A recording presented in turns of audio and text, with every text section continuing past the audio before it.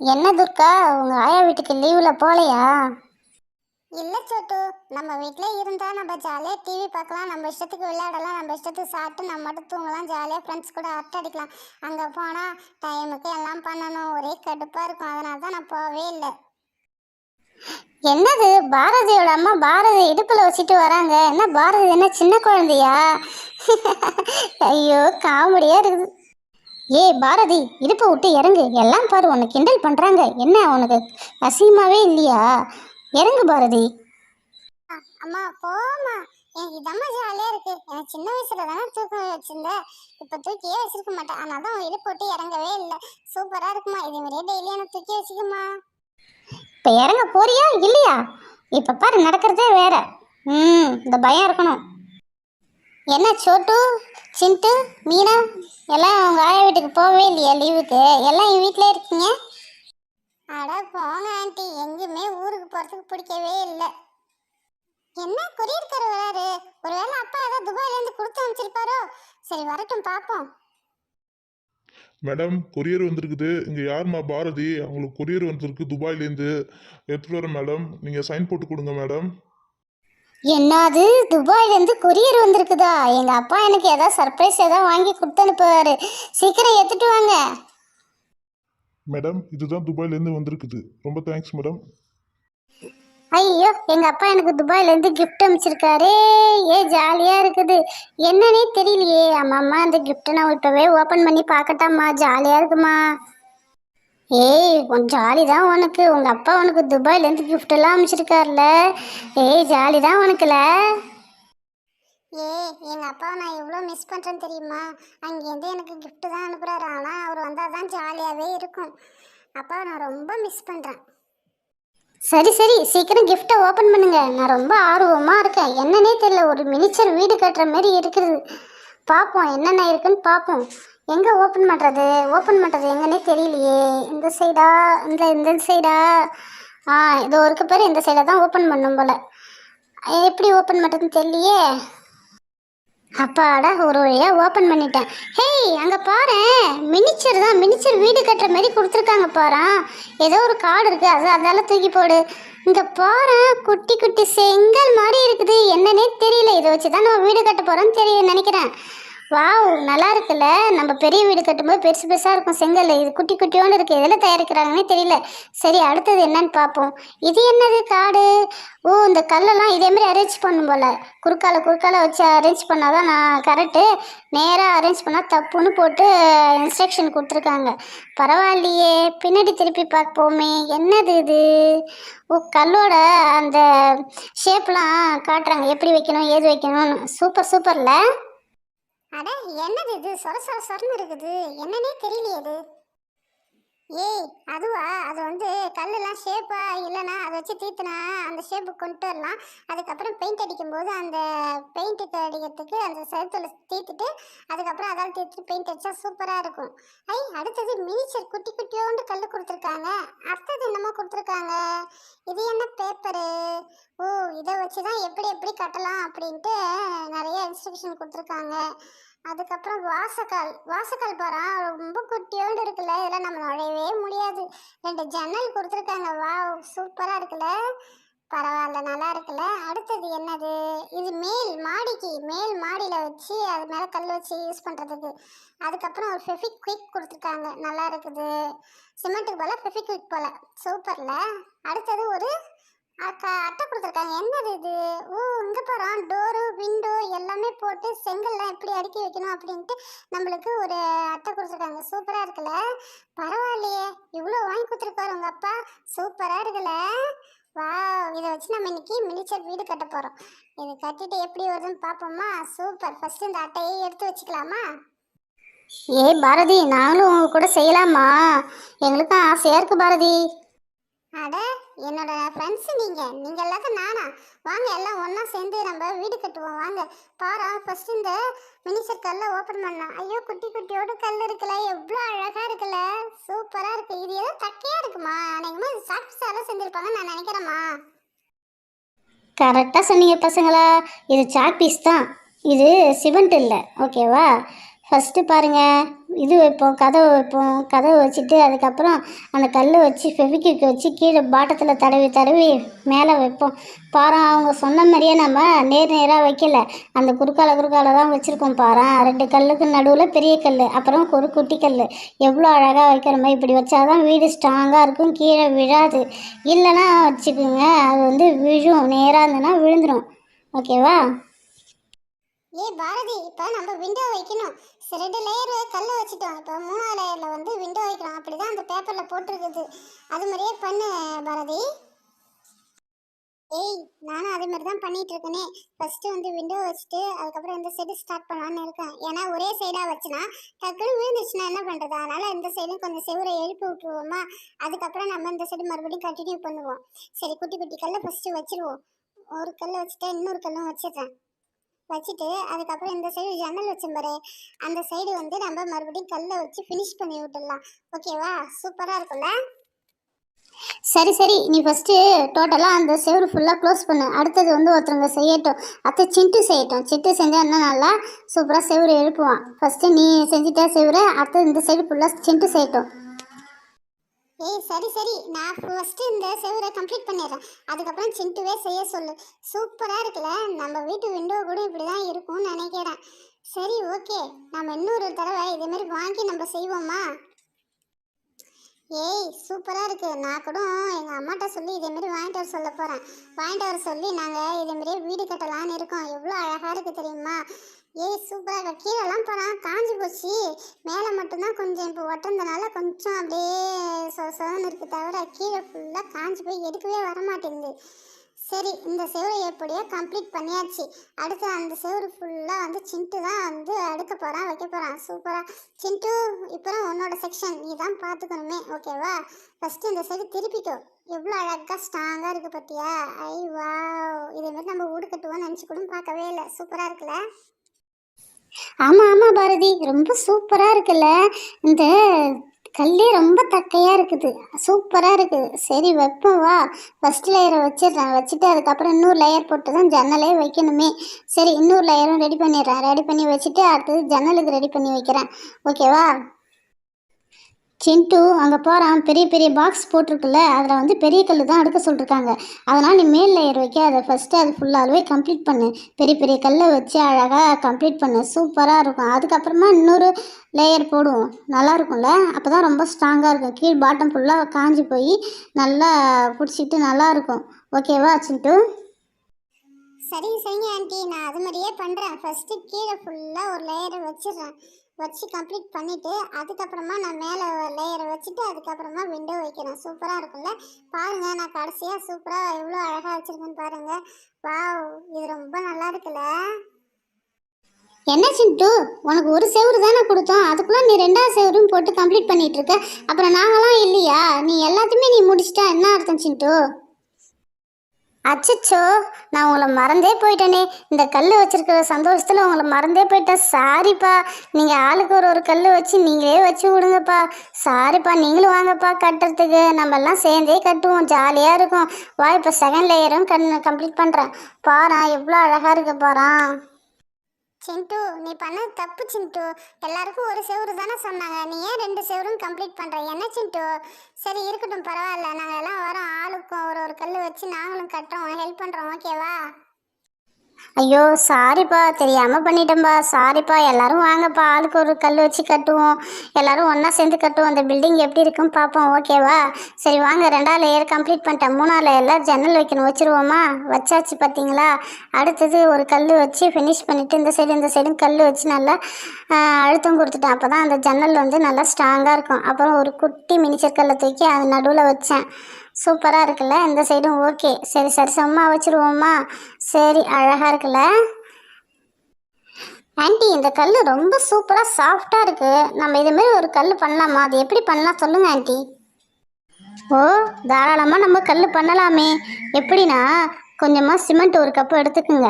அதில் வந்து நம்ம கொஞ்சமாக தண்ணி ஊற்றிட்டோம் வச்சுக்கோங்களேன். அது வந்து தண்ணியாகவும் இல்லாத ரொம்ப கெட்டியாகவும் இல்லாத திட்டமாக நம்ம குழச்சி வச்சுக்கணும். அதுக்கப்புறமாட்டு வந்து ஒரு மேட்ச் பாக்ஸ் எடுத்துக்கோ. சிம்பிளாக நான் சொல்கிறேன் இந்த டிப்ஸு. மேட்ச் பாக்ஸ் எடுத்துகிட்டு அதில் வந்து நடுவில் ஏதாவது தடுக்கிறதுக்கு வச்சுட்டு இந்த சிமெண்ட் இதை ஊற்றிட்டு ஒரு நாள் 2 நாள் வெயிட் பண்ணி வெயிலில் வச்சு வெயிட் பண்ணாவே அது நல்லா இது மாதிரி கல் மாதிரி வந்துடும். அப்புறம் எடுத்து பார்த்தா நம்ம அதை வச்சே ஒரு வீடே கட்டலாமே, சூப்பராக இருக்கும்ல. அது சிமெண்ட் வீடு, இது சாக்பீஸ் வீடு, அவ்வளோதான் வித்தியாசமே. சரிங்க ஆண்டி, ரொம்ப தேங்க்ஸ். நான் அடுத்த வாட்டி கண்டிப்பாக வந்து சிமெண்ட்டில் தான் செய்ய போகிறேனே. இது மாதிரி குட்டி குட்டி கல்லை நான் ரெடி பண்ண போகிறேன். ரெடி பண்ணி அதை வச்சு நான் ஒரு மாடி வீடு கட்டலான்னு பிளான் பண்ணி வச்சுருக்கேன். ஓகேவா பசங்களா, நம்ம எல்லாம் சேர்ந்து தான் செய்ய போகிறோமே இந்த மாடி வீடு ப்ராஜெக்ட்டு. ஓகேவா, அடுத்த வாட்டி எல்லாம் ரெடியாக இருங்க. நம்ம வந்து மாடி வீடு ப்ராஜெக்ட் பண்ண போகிறோம். ஓகே, சூப்பராக இந்த லீவில் வந்து யூஸ்ஃபுல்லாக ஒரு விளையாட்டு நம்ம விளையாட போகிறோம். ஓகே. ஆமாம் சோட்டு சிண்டு, கண்டிப்பாக இதேமாரி நம்ம ஒரு நாள் இந்த ப்ராஜெக்ட் பண்ணுவோம். சூப்பராக இருக்கும், ஜாலியாக இருக்குல்ல. அப்படியே 1 டே பொழுது நல்லபடியாக போயிடும்ல. சூப்பர். ஆனால் இன்னும் 10 நாள் தான் இருக்கே லீவே. அதுக்கப்புறம் ஸ்கூல் திறந்துவாங்க. அதுக்கப்புறம் நம்மளுக்கு லீவே இல்லை. அதுக்குள்ளே இந்த ப்ராஜெக்டை நம்ம கண்டிப்பாக கம்ப்ளீட் பண்ணணும். ஓகேவா, சூப்பராக ஃபினிஷ் பண்ணுவோம். ஓகே, நம்ம ஒரு மாடி வீடு கட்டிடுவோம். ஓகே. ஏய் வா, இந்த சைடு விண்டோ வச்சு க்ளோஸ் பண்ணாவே சூப்பராக இருக்குல்ல. இப்போ தான் வீடுக்கான ஒரு அர்த்தமே தெரியுது. நல்லா இருக்குல்ல. இதில் பெயிண்டிங் ஒர்க்லாம் கொடுத்தா இன்னும் சூப்பராக இருக்கும். சரி ஓகே, அடுத்த வாட்டி நம்ம பெயிண்டிங் ஒர்க் கொடுப்போம். என்ன இந்த ஒரு கல் மட்டும் தூக்கிட்டு நிற்கிது, என்னன்னே தெரியலையே. சரி, நம்ம அதை எடுத்துகிட்டு பார்ப்போம் இரு. சரி, இந்த சைடு கம்ப்ளீட் பண்ணாச்சு. இதுக்கப்புறம் அந்த சைடு தான் பண்ணணுமே. நல்லா ஸ்ட்ராங்காக ஒட்டி வருது. சரி, திருப்பி பார்ப்போமா. வாவ், நல்லா ஸ்ட்ராங்காக ஒட்டிக்கிச்சு. இந்த சைடு மட்டும்தான் நம்ம ஃபினிஷ் பண்ணோமே. இதில் வந்து விண்டோலாம் எதுவும் இல்லைன்னு அடித்து வச்சுருக்காங்க பாருங்கள். கொடுத்ததே 2 விண்டோ, ஒரு டோரு. ஓகேவா, நம்ம வந்து 3வது விண்டோ இல்லை. அதனால் இப்போ ஃபுல்லாக அந்த கல்லை வச்சு நம்ம க்ளோஸ் பண்ண போகிறோம். ஓகே, அதனால் குட்டி குட்டி கல்லை ஃபஸ்ட்டு இறக்கிடுவோம். இறக்கி முதல்ல வச்சுடுவோம். வச்சுட்டு அதுக்கப்புறம் பெரிய கல் வச்சு அடுக்கிடுவோம். சூப்பராக க்ளோஸ் ஆகும். வாவ், இதே நல்லா தான் இருக்குது. இன்னும் கொஞ்சம் பெருசாக கட்டினா நாமளே யூஸ் பண்ணிக்கலாம் போல அந்த வீடை. வாவ், நல்லா இருக்குல்ல.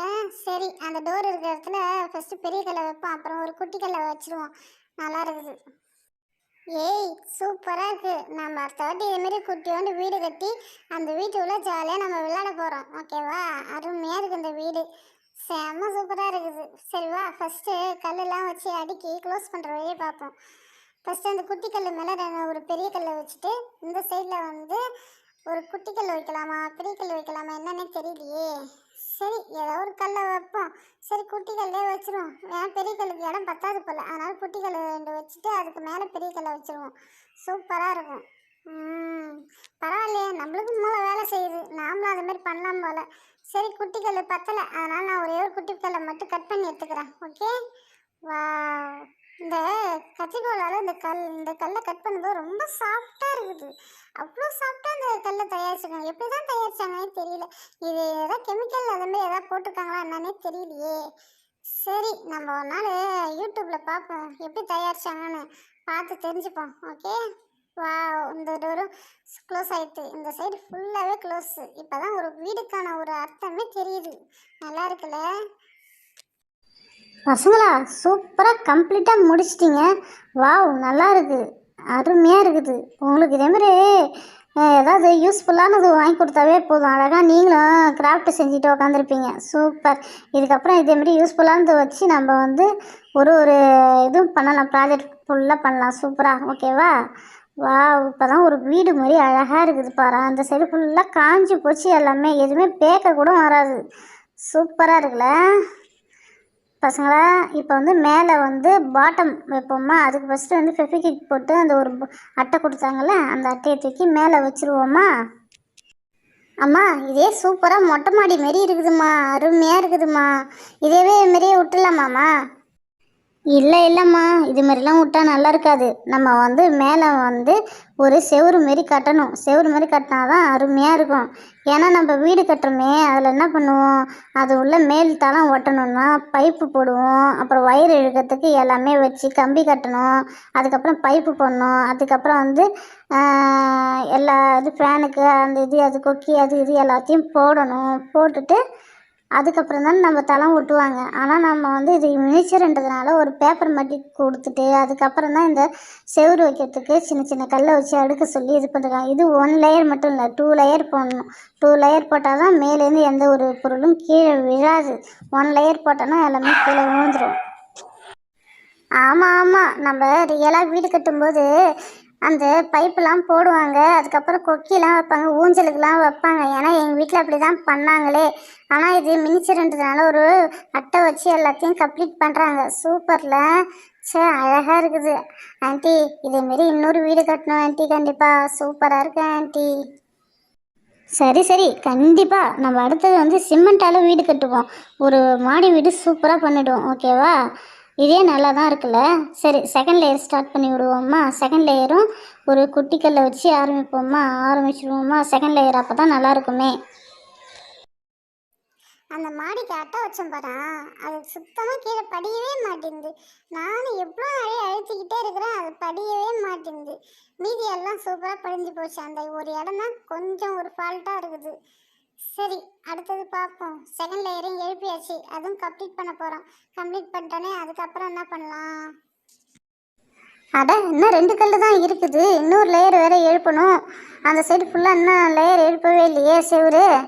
சரி, சோட்டு, அங்கே இருக்கிற கல்லாம் கொஞ்சம் எடுத்துகிட்டு வந்து அந்த மாடியில் போடாம்.